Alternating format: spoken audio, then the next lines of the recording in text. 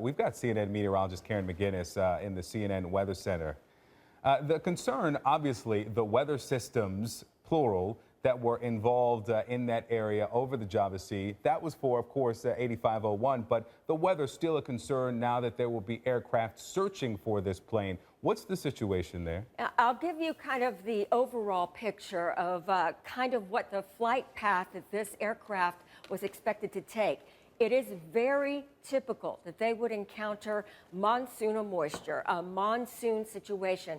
They are supposed to have monsoon training. They would have had monsoon training, whether it be across this region. Here's the Java Sea, here's Surabaya, here is Singapore, which was the expected track. But if you were flying into or out of, say, Delhi, and I know this because I am married to an airline pilot, they get monsoon training there because monsoon means there is a seasonal change in precipitation. And they have seen a torrential amount of rainfall over the last just about 2 weeks. This is what we were looking at in this green shaded area. Look at this thunderstorm cluster here, as well as this.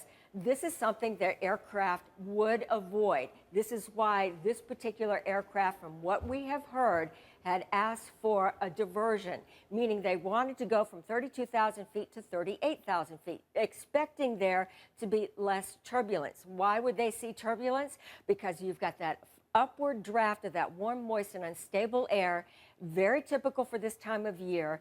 And then you see, once it reaches that supersaturation, then it falls behind this weather system. So you've got this constant motion that's taking place within the vicinity, not just in a thunderstorm, but within the vicinity of this thunderstorm.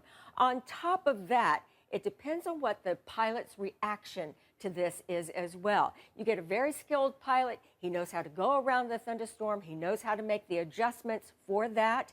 And as I mentioned, in a simulator, they are expected to train for that. They are also expected not as a pilot in command, but maybe the second in command.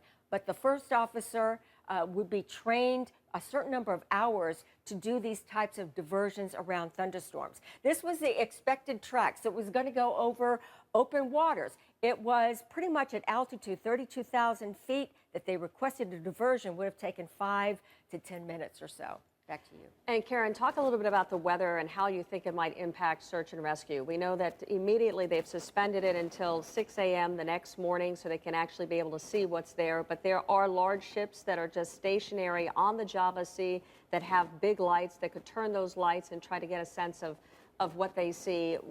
What is happening in the sky above the sea in that area where they might actually be able to see something? You know, when we were looking for the first Malaysia flight, and just how difficult it is to look for an item or debris or anything over a wide expanse of ocean. Well, this isn't that kind of coverage area, but you still have to remember that this is a broad area. Weather is a factor. And as I've mentioned, because we have looked at this monsoonal moisture, this precipitation that is very typical for this time of year, even those aircraft that are in the sky, they have to watch out for this kind of weather as well. So it is possible they can encounter turbulence. Turbulence doesn't bring an aircraft down. It may be a pilot reaction to the turbulence.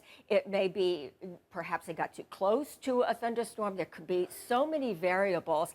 There is a weight and balance issue with aircraft as well. So if they're on the ocean waters, it could be rough, but we are typically looking at the seasonal transition of the winds coming out of the northeast, because this is typically just kind of in that intertropical convergence zone, the ITCZ.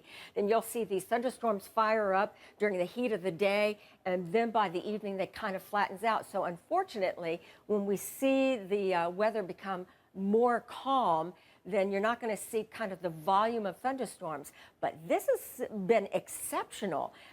Over the last several weeks, they have seen such severe flooding. We've seen numerous pictures. If you've seen CNN International, over the past week or so, they have shown you just area after area where flooding has been a terrific problem here. But it's not really flooding that impacts the aircraft.